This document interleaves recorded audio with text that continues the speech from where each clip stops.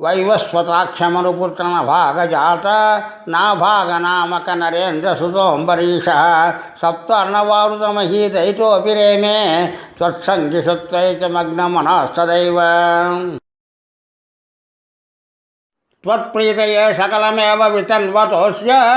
भक्त्यैव देवनचिरादभृता प्रसारं येनास्य याचनमुतेऽप्यभिरक्षणार्थं चक्रं भवान् प्रविदतारसहस्रधारम् सद्वादशी व्रतमथो भवदर्चनार्थं वर्षं ददौ मधुवने यमुनोपकण्ठे पत्न्या समं सुमनसा महतीं वितन्वन् पूजां द्विजेषु विसृजन् पशुषष्टिकोटिम् तत्रासपारणदिने भवदर्चनान्ते दुर्वासस्याश्च मुनिना भवनं प्रपेदे भोक्तुं वृतश्च सनृपेण प्रार्थशीलः मन्नं जगाम यमुनां नियमान् विधास्यन् राज्ञास पारणमुहूर्तसमाप्तिखेदात् वारैव पारणमकारि भवत्परेण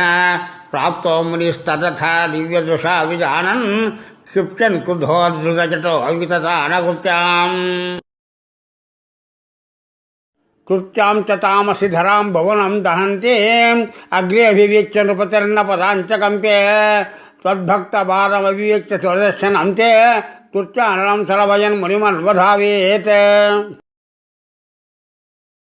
धावन्नशेषभुवनेषु भियास पश्यन् विश्वत्रचक्रमपि ते गतवान् विरिञ्चं कक्कारचक्रमतिलङ्घयतीत्यपास्तः सर्वं ययो स च भवन्तमवन्दतैव यो भवनिरयमेत्य मुनिं नमन्तं प्रोचे भवान् हमृषेरन्भक्तदासः ज्ञानं तपश्च विनयान्वितमेव मान्यं याह्यम्बरीषपदमेव भजयति भूमन् तावत्समेत्य मुनिना सगृहीतपादो राजापसृत्य वदश्चमसावसंशीत् चक्रे गते मुनिदादखिलाशिषोऽस्मै त्वद्भक्तिमागसकुते विकृष्पान्तशंसन् राजापतीक्ष मुनिमेकसमामनाश्वान् सम्भोज साधुतं ऋषिं विसृजन् प्रसन्नं भुक्त्वा स्वयं त्वजिततोऽपि दृढं रतोऽभूत् सायुज्यमाप च समां पवने सपायाः।